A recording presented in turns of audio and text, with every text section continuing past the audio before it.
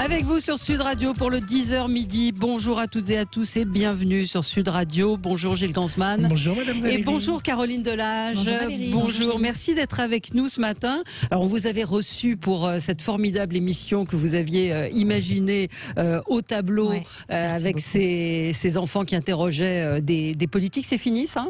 C'est fini pour l'instant, mais ça va. Il y en a d'autres. Il y Il y a une nouvelle classe politique. Oui, il y a le nouveau Premier ministre, par exemple, face aux enfants. Ce serait très intéressant. Et donc, et puis ça se vend dans le monde entier. Ça continue en Italie, dans plein de pays. En Arabie Saoudite. En Arabie Saoudite, ça marche. Donc, Caroline Delage, vous êtes aujourd'hui la productrice d'une série documentaire qui s'appelle Une vie d'écart, qui sera diffusée ce soir sur Canal+ à 22h30. On va en reparler dans un instant. C'est un projet tout à fait novateur et original qui est de faire se rencontrer des petits-enfants avec des personnes âgées dans un EHPAD, mais on va en reparler. Gilles, d'abord, c'est la question du jour. La question du jour, Valérie, c'est l'actualité. On a appris hier que les tigres allaient disparaître dans Fort Boyard. Alors pour l'instant, ils sont plus que deux. Il y a Tosca qui a 9 ans et Cachemire qui a 3 ans. Et Tosca et Cachemire, eh bien, on va les laisser encore durant quelques émissions. Et dès qu'ils seront à la retraite, il n'y aura plus de tigres dans Fort Boyard. C'est toute une époque qui fout le camp, ma bonne dame. Oui. Eh bien, oui, je parle de John aussi. Oui. Alors, est-ce que vous trouvez que c'est une bonne ou une mauvaise nouvelle ? Vous nous donnez votre avis sur le Twitter de Sud Radio. Vous pouvez aller voter, les votes sont ouverts. Et il y a Gourdan qui est très drôle, nos auditeurs ont de l'humour, nous dit c'est terrible pour ces pauvres bêtes de voir des people dodus et tendres et ne pas pouvoir les croquer. C'est plutôt rigolo. Peut-être ce qu'il aurait fallu faire. Bah oui, peut-être. Vous en pensez quoi, Caroline ? Bien ou pas ? C'est dans l'air du temps, avec les cirques, etc. Donc ça fait partie, c'est vrai que ce sont des symboles et des traditions qui se perdent, mais bon, peut-être qu'il faut qu'on évolue avec. Ouais. Et puis je rappelle également, Caroline Delage, que vous présentez les infos dans William à midi, dans l'émission de William Lémergie. C'est pas gentil.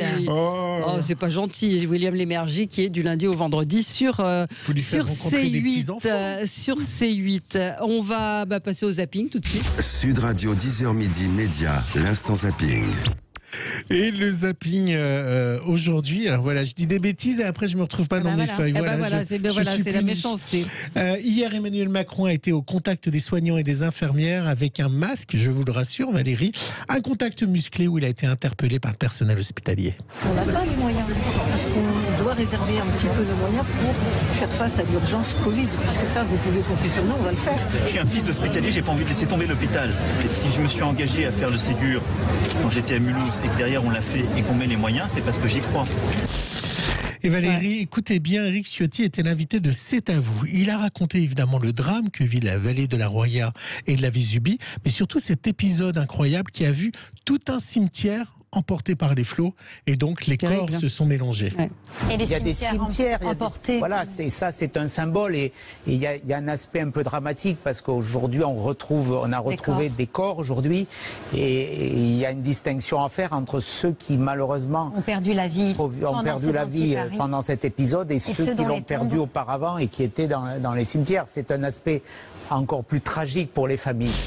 C'est horrible comme histoire. C'est abominable ce qui se passe là-bas. Pardon. Caroline et Valérie, dans Quotidien sur TMC, ils ont été à la rencontre de supporters de Trump devant l'hôpital. Alors quand l'hélicoptère a décollé pour le ramener à la Maison Blanche, eh bien elle, qui est fan de Trump, elle a vu le Messie. C'était incroyable. J'étais comme une petite fille. J'ai pleuré. J'ai pleuré en voyant cet hélicoptère décoller, passer au-dessus et faire un petit cercle pour qu'on puisse bien le voir, alors qu'il n'était pas obligé de le faire. C'était pour nous. C'était juste pour nous. Pour tous les gens qui étaient là pour lui montrer notre amour, notre respect et qui se battent pour lui. C'était incroyable. Et ben voilà, je repleure. Et à noter que ce soir, ce sont les colistiers qui vont être en débat dans la nuit de jeudi à vendredi, enfin c'est demain. Toujours dans le quotidien, le témoignage fort, je ne sais pas si vous l'avez entendu Caroline, de Lily, qui est âgée à peine de 8 ans et qui a très vite compris que le petit garçon qu'il était n'était pas dans le bon corps. Et depuis, Vincent est devenu Lily. J'étais pas bien dans mon corps et je me disais à maman des idées suicidaires tellement que j'étais pas bien dans mon corps. Et un soir, j'ai dit à maman, je suis une fille. Et là, elle a... Ouais, c'était un peu ça, c'était très bien. C'était un énorme soulagement pour eux. Vous n'avez pas vu ce témoignage? Je ne l'ai pas vu là, mais j'ai lu son histoire et j'ai suivi quel courage à 8 ans. Ouais, mais il y avait quelque chose d'assez... il y avait un petit malaise, j'ai trouvé, moi, à voir cette petite fille de 8 ans sur ce plateau. Il y a eu un reportage dans 7 à 8 qui était différent parce que c'était tourné chez elle. Ouais. Et là, sur le plateau de Quotidien, avec la mère qui plaisantait, il y avait quelque chose d'un peu impudique, j'ai trouvé. Ouais. Et surtout, une amie à moi qui a une petite fille de 8 ans me dit, une enfant de 8 ans ne dit pas j'ai des idées suicidaires. Enfin, le vocabulaire n'était pas le vocabulaire d'une petite fille de 8 ans. Elle répète des mots qu'elle a entendus. Absolument. Ouais. Et j'ai trouvé ça un peu, moi j'ai trouvé ça un petit peu gênant. Mais bon, Gilles. Et pour finir, on a appris la disparition d'un géant de la musique des années 80, le bassiste Eddie Van Halen. Je ne sais pas si vous connaissiez, Valérie. Oui, bien sûr, Jump. Et saviez-vous bien que c'est lui qui faisait le fameux passage de guitare dans Beat It de Michael Jackson.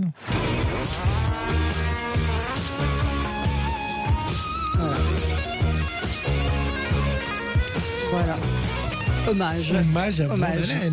Alors, Caroline Delage, on va revenir dans un instant, dans quelques secondes, pour parler d'une vie d'écart avec vous. Donc, vous avez fait se rencontrer de jeunes enfants avec des personnes âgées quotidiennement. Ils se sont rendus dans un EHPAD et c'est une expérience tout à fait originale, enrichissante. Et vous allez nous parler de ce tournage très particulier qu'on va pouvoir voir ce soir sur Canal+. À tout de suite. L'invitée du jour, c'est Caroline Delage, journaliste, productrice. On vous retrouve tous les jours du lundi au vendredi dans l'émission de William Lébergie, William à midi, où vous présentez le journal. Et puis vous êtes sur C8, absolument. Et puis vous êtes productrice, je rappelle, au tableau, où des enfants interrogeaient des personnalités. Cette fois-ci, c'est un projet très original, une vie d'écart, une expérience sociale et humaine, puisque vous avez décidé de faire l'idée. C'est vous qui avez eu cette idée? Non, c'était un format anglais que j'ai adapté en France, qui a été adapté dans plein de pays d'ailleurs, ce qui prouve combien c'est universel comme sujet et que ça nous touche chacun d'entre nous. L'expérience, elle est simple, en effet, c'est de faire venir pendant 6 semaines, tous les jours, et c'est ça qui est important, c'est la longueur de l'expérience et la régularité, des enfants de 4-5 ans, c'est un âge important, peut-être qu'on en reparlera, dans un EHPAD, enfin en tout cas là où vivent des personnes âgées, plus ou moins dépendantes, et de faire des choses ensemble, des activités, sous l'œil d'experts, donc gériatres, pédiatres et psychologues. Le but, c'est d'évaluer les bénéfices que chacun va tirer de cette expérience intergénérationnelle, de voir les progrès qui sont réalisés grâce à ça. Justement, l'âge est important, parlons-en tout de suite, parce que les personnes âgées que vous avez choisies, ont plus de 90 ans. Oui, quasiment toutes. Ouais. Quasiment toutes, et les enfants sont tous âgés de 4-5 ans. Oui, et 4-5 ans, c'est un âge assez magique, parce qu'ils sont dans un début de socialisation, dans un début de construction de rapport social, ils vont vers l'autre, ils ont un échange avec l'autre, mais ils n'ont aucun tabou, encore aucun filtre. Il y a encore une naïveté dans les questions. Aucun code social. Ils sont absolument pas freinés ou repoussés par la vieillesse, par l'infirmité éventuellement, par cette peau qui flétrit, par un corps qu'on ne touche plus, nous adultes, parce que les personnes âgées, on ne les touche plus. Eux, au contraire, ils sont intrigués par les taches, par la peau douce, ils touchent, ils embrassent, ils sont câlins. Il y en a quand même une au début qui dit, il y a ma copine, elle a peur. Oui. Elle a peur des personnes âgées. Donc il y a quand même aussi parfois une appréhension. Parce que c'est une petite fille qui est handicapée, qui fait partie du groupe, qui a une appréhension surtout de l'environnement EHPAD, qui le premier jour n'a pas voulu rentrer dans l'EHPAD. Elle a subi plusieurs opérations au cerveau, elle est hémiplégique. On ne le voit pas du tout dans le documentaire. Et surtout, on la voit s'épanouir comme une fleur. Et c'est ça qui est important. Là aussi, c'est ce que ça apporte aux enfants. Parce qu'on pense toujours aux adultes, aux aînés. Et là, ce sont les enfants aussi qui vont... Il y a 4 épisodes de ce documentaire. Pour se rendre compte, Valérie, on a un extrait. Nos auditeurs vont se rendre compte de la rencontre entre ces enfants et ces personnes âgées. Pendant 6 semaines, des enfants de 5 ans vont venir tous les jours rendre visite aux résidents et faire des activités avec eux. Bonjour les enfants. Quand on est vieille, tu perds ta peau, mais t'es douce. C'est même pas la même coiffure. Je suis âgée, j'ai des cheveux blancs. Et des fois, on en a un peu moins. Et toi, pourquoi tu pars pas au ciel? Là-haut, on a dit que c'est pas fini et tout n'est pas cassé. Allez, tourne bien. Je peux pas, j'ai mal au bras maintenant. Et moi, je voulais savoir si c'était pas, on l'entend dans l'extrait, si c'était pas un peu jeune de leur parler de la mort. Est-ce qu'ils ont une conscience que les gens qui les entourent ne sont pas absolument ne sont pas éternels? C'est eux qui en parlent, ouais. C'est eux qui posent des questions que nous, on n'ose pas poser à des personnes dont on sait qu'elles sont proches de la fin de leur vie. Des questions très cash. Mais pourquoi t'es pas encore mort? Enfin, des choses sans tabou, parce que c'est spontané, c'est naturel. Et on se rend compte que les résidents, les personnes âgées, n'ont aucun problème à en parler. Au contraire, peut-être que ça leur fait du bien même, parce qu'elles ont eu du temps pour y réfléchir, elles savent que ça va venir, elles ont perdu pour certaines beaucoup de leur entourage, et elles sont contentes de pouvoir parler avec ces enfants. Et c'est en fait, ces questions métaphysiques, c'est précisément l'âge auquel on commence à se les poser, 4-5 ans. Et ce sont ces gens que vous avez choisis, donc sont tous bien portants. Donc évidemment, c'est un documentaire, donc les choses ont été mises en scène. Hein. Vous n'êtes pas rentré dans un EHPAD. On les a choisis, oui, vous les avez choisis. Donc c'est vrai qu'ils sont assez étonnants, parce que plus de 90 ans ont tous toute leur tête. C'était la condition, il fallait des personnes qui étaient en mesure d'avoir un échange avec les enfants. Ce sont eux qui ont décidé, c'est la question que je me suis posée, ou vous avez été obligé de demander aux familles? On a demandé l'autorisation aux familles, à eux et aux familles. Certains étaient sous tutelle, d'autres non. Mais ils étaient tous volontaires, même s'ils n'étaient pas tous convaincus que ça allait leur servir à quelque chose. Mais en tout cas, ils avaient envie de voir, d'essayer par curiosité ou pour une distraction, pour changer un peu leur quotidien.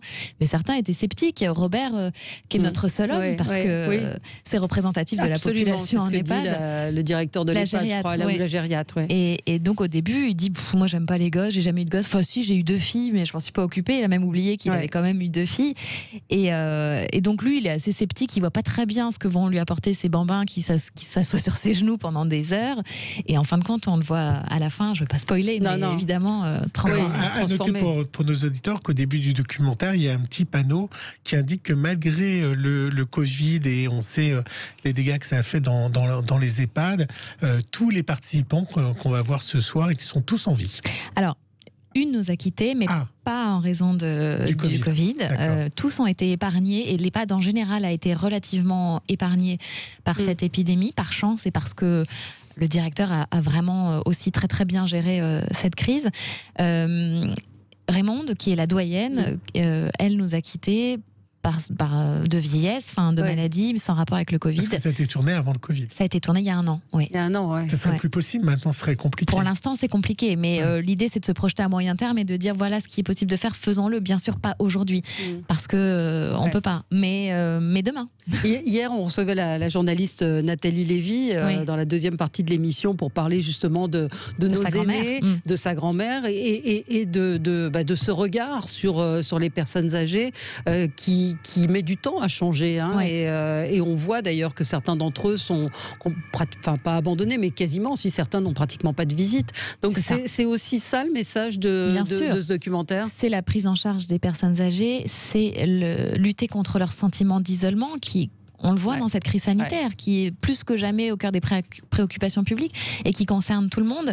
C'est proposer une solution qui est non médicamenteuse, non coûteuse, ça coûte rien d'organiser des rencontres intergénérationnelles, et c'est changer un peu le regard sur la vieillesse. Ces personnes âgées, elles ont tellement à raconter, à transmettre, à offrir. Elles ont du temps, elles ont de la disponibilité, elles ont de la bienveillance. C'est pour ça que les enfants se transforment, prennent confiance en eux à leur contact quotidien. Et donc, pourquoi séparer les générations? Pourquoi ne pas profiter de ce qu'elles peuvent apporter à la société?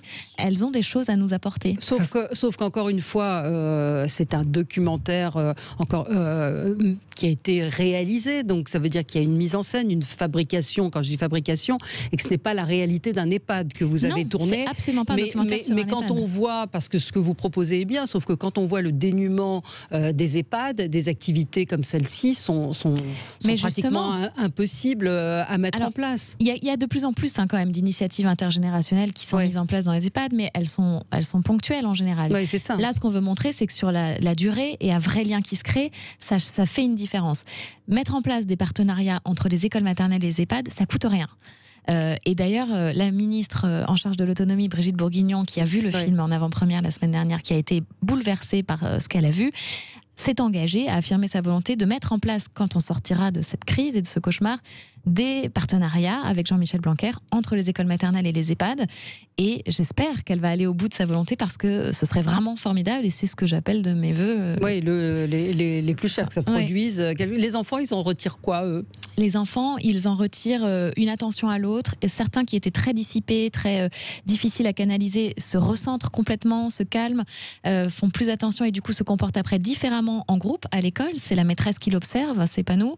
Ceux qui étaient très renfermés, très timides, s'épanouissent, prennent confiance en eux. À un moment, il y a un déclic et on les voit vraiment se transformer, donc dans plusieurs sens, suivant leur personnalité.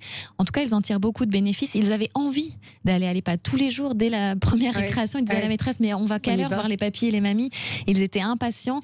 C'était pas une corvée. Ça fait peur parfois aux adultes d'emmener ses enfants. On se dit, oh là là, l'EHPAD, c'est un mouroir, c'est triste, c'est glauque. Oui, mais c'est la réalité. Oui, mais c'est la réalité. Dans un EHPAD normal, c'est très glauque, c'est très compliqué d'emmener des enfants. Parce qu'on a une appréhension de la vieillesse, de la maladie, et qu'on ne les voit pas comme des lieux de vie. Oui, mais un vrai EHPAD, il y a des gens très dépendants. Il y a des gens très dépendants qui sont allongés, qui vont. Bien sûr. Donc voilà. On ne peut pas faire ces échanges avec tous les résidents. Et est-ce que les contacts ont continué après avec les enfants? Alors oui, c'est la volonté de la maîtresse, c'est la volonté du directeur de l'EHPAD. Bien sûr, on a été un petit peu handicapés par cette crise sanitaire. Bien sûr. Ils ont commencé à continuer les visites pour Noël. Ils sont allés décorer le sapin avec les résidents à l'EHPAD. Mais après, bon, évidemment, on a dû interrompre. Il y a une relation épistolaire qui s'est mise en place. Ils se sont envoyés des vidéos. Ils gardent un lien plus lointain et moins physique que ce qu'on espérait, parce que voilà, pour le moment, on fait attention, on les protège, les résidents, et les enfants n'y vont pas. Mais il y a un lien hyper fort qui s'est créé par binôme, en fait. C'est ça qui était marrant à observer. Ils ont choisi en quelque sorte leur. C'est ça, leur binôme. On ne sait pas comment, pourquoi. Si on avait voulu le fabriquer avec le réalisateur Mathieu Maressavelli et avec l'auteur Alex Darmon, on n'aurait pas pu. Franchement, c'est tellement vrai et tellement spontané.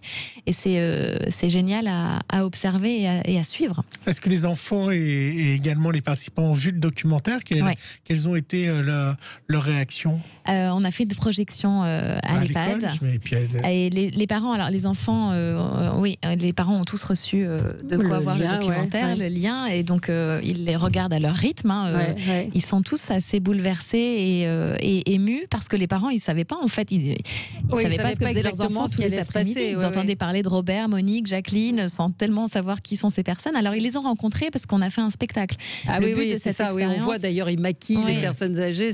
Ils ont monté un spectacle ensemble qu'ils ont fait devant leur famille, donc devant les parents des enfants, devant les enfants des résidents. Donc, ils se sont rencontrés. C'est là que les parents ont pu dire, c'est vous, Jacqueline, dont elle me parle tout le temps, c'est vous, Robert, etc. Et les résidents étaient très émus. Certains ont pleuré. Ils ont trouvé que ça représentait vraiment ce qu'ils avaient vécu et ils avaient envie de revoir les enfants. Et vous savez si ça a changé le rapport des enfants avec leur vrai grand-père et leur vraie grand-mère, ou ça n'a pas eu d'influence? Je ne sais pas, ça faudrait que je demande aux parents, mais ça a changé leur comportement en classe, leur rapport aux autres en général. Enfin, il y a une maman, la maman de la petite Firouza, qui me dit avant dans le bus, il fallait tout le temps que je lui dise vas-y, lève-toi, il y a une personne âgée. Maintenant, d'elle-même, dès qu'elle voit, en fait, elle fait beaucoup plus attention à l'autre et à la fragilité et à l'enfant. On a une auditrice qui nous dit ça me fait me souvenir d'une résidente qui se levait à 5h du matin pour se préparer parce que les gamins de la maternelle venaient une fois par semaine à l'EHPAD, il fallait être apprêté et sentir bon. Et en plus, une mamie à roulettes, ça la faisait rire, ce surnom. Exactement. Voilà. Ça, on l'a observé parce qu'au début, ils ont peur de faire peur aux enfants. Ils ont peur de l'impression qu'ils vont leur donner. Ils disent même qu'ils veulent leur donner une bonne représentation de la vieillesse. Elles sont toutes passées chez le coiffeur, nos mamies, au fur et à mesure de cette expérience. Elles se maquillaient plus, elles se pomponnaient, elles se faisaient belles. Elles avaient un rendez-vous, en fait, tous les jours avec ces enfants et elles s'apprêtaient pour ce rendez-vous. Ça donnait un but à leur journée. Et on voyait à quel point ça leur faisait du bien, ça leur faisait plaisir. Et d'un point de vue médical, est-ce qu'on a vu des choses changer purement médicales? C'est peut-être sur l'aspect psychologique, moral, c'est ça? Oui, on n'a pas de prétention médicale, évidemment. Non, mais on a fait des tests. Les gériatres aussi. On a fait des tests avant et après. Non, pas jusque-là, mais sur la facilité à se déplacer, sur la force dans les mains et sur l'état psychique. On a fait les tests avant l'expérience, on les a refaits après. Et il y a une vraie évolution. Évidemment, le moral s'améliore considérablement. Ils sont quasiment tous déprimés, voire dépressifs avant et plus après. Et ils font des progrès physiques aussi sans s'en rendre compte, parce que tirés par un enfant ou pris par l'activité, c'est mieux qu'un kiné en fait. Ils font des choses. On organise des Olympiades et il y en a une, Josette, qui laisse tomber sa canne. Elle décide d'y aller comme ça, sans aide technique. C'est la première fois, parce que prise par l'enthousiasme et l'enfant qui lui tient la main. Et donc ils se déplacent mieux, ils font des progrès physiques sans s'en rendre compte par ce lien. C'est un peu comme nous, Valérie. Ça a été difficile. Depuis que je vous rends visite, le moral est meilleur. Je viens tous les matins vous voir. Ça a été compliqué à vendre à Canal+, quand on dit vendre, à convaincre l'unité documentaire. La vieillesse fait peur aux diffuseurs. Oui, c'est ça. C'est pas forcément quelque chose qu'on se dit qui va attirer du public. Je pense qu'on se trompe et je pense que ça va changer. Et en effet, Canal+ a fait ce pari de miser sur ce programme qui est infiniment pour moi citoyen et universel. Absolument. Et je salue Canal+, parce que c'est un pari, c'est osé, c'est audacieux. Et je pense que Canal+ ne s'est pas trompé, mais c'est vrai que... quand vous êtes allé présenter le projet, c'est pas un projet évident à vendre. Tous les diffuseurs pensent que la vieillesse, c'est quelque chose que les gens ne vont pas vouloir voir. Je pense le contraire, moi. C'est peut-être très français, c'est-à-dire qu'il y a beaucoup de personnes âgées à la télévision américaine, sur les jeux américains, où les présentateurs sont dans la durée. Nous, on fait plutôt du jeunisme. Et dans la société, alors je pense aux Américains, quand on va dans les McDo, il y a beaucoup de personnes âgées. On voit pas beaucoup de personnes âgées dans nos McDo en France. Ils ne sont pas très intégrés comme ils le sont en Angleterre ou dans les autres pays. Oui, on les cache, on les parque, on les met dans des endroits où on ne les voit pas. On pourrait en parler au CSA d'ailleurs, parce que la discrimination, elle concerne aussi l'âge. Et c'est vrai que des gens... en particulier les femmes, à la télévision, au-delà d'un certain âge, on ne les voit plus, elles sont invisibles. On a Jean-Pierre Foucault qui présente le loto, mais Michel Drucker, mais des femmes... Là, vous parlez des gens qui sont dans les médias. Mais il y a aussi ce qu'on montre dans les programmes. Absolument. Et bien sûr, et en plus, c'est tellement riche, elles ont tellement à nous apporter qu'on se prive d'une matière, d'une ressource qui, en télé, je trouve, est très importante. Absolument. Mais vous verrez William à midi, vous voyez, quand même, il y a des exceptions. Mais William n'est pas vieux. Non, William n'est pas vieux. Il est très en forme. Il est plus vieux que moi, c'est sûr. Il est plus vieux que nous, mais il est très en forme. Absolument. C'est donc tous les lundis, c'est du lundi au vendredi. William à midi, on le rappelle, sur C8. Et puis donc ce soir, ne manquez pas Une vie d'écart. Vous commencez à voir les premières images et vous êtes vraiment capté, par cette relation, par ces enfants, par ces personnes âgées qui sont très très émouvantes, parce que évidemment elles racontent un petit peu. Elles racontent leur vie et c'est extrêmement touchant. Bravo Caroline Delage, et bravo, peut-être qu'on peut citer aussi le réalisateur. Mathieu Marasavelli, l'auteur, Alex Darmon, et toute l'équipe d'Otable Production, mais Mathieu et Alex en particulier. Le psychologue Jean-Luc Noël qui est formidable. Je lui dirai. Vous lui direz, j'ai trouvé Catherine Bell et Dominique Brunet, qui est la pédiatre, mais c'est vrai que le psychologue a quelque chose d'extrêmement enthousiaste qui... il était emballé par cette expérience depuis le début. Il nous a accompagnés avec beaucoup de plaisir. Merci beaucoup Caroline Delage-Gilles. On parle d'autres, cette fois-ci des animaux âgés. En effet, les tigres de Fort Boyard vont partir à la retraite et bientôt ils seront plus dans l'émission. Alors on a demandé sur Twitter si c'était une bonne ou mauvaise nouvelle. Vous êtes partagés. Bonne nouvelle 45%, mauvaise nouvelle 55%. Donc voilà, vous pouvez continuer à voter sur Twitter. Et Marie nous dit, la série américaine Les Golden Girls est vraiment très drôle et intelligente. C'est vrai que vrai. Et puis il y a les Américains, ils ont toujours. Et puis la série, pas la série, le feuilleton avec Michael Douglas. Enfin, je dis le feuilleton comme une vieille, avec Michael Douglas qui passe sur Canal+. Sur Netflix. Netflix est distribué par Canal+. Voilà, absolument. C'est l'affaire Kaminski ou un truc comme ça. Et il joue le rôle d'un acteur, d'un vieil acteur à la retraite, et c'est formidable. Et c'est vrai qu'on n'ose pas, peut-être pas assez en France. Merci à vous Caroline Delage. Ce soir, Une vie d'écart, 22h30 sur Canal+, évidemment sur MyCanal, en replay. On se retrouve dans un instant pour parler des bars et des restaurants, comment s'y retrouver, qui peut ouvrir, comment faire appliquer les mesures barrières. À tout de suite.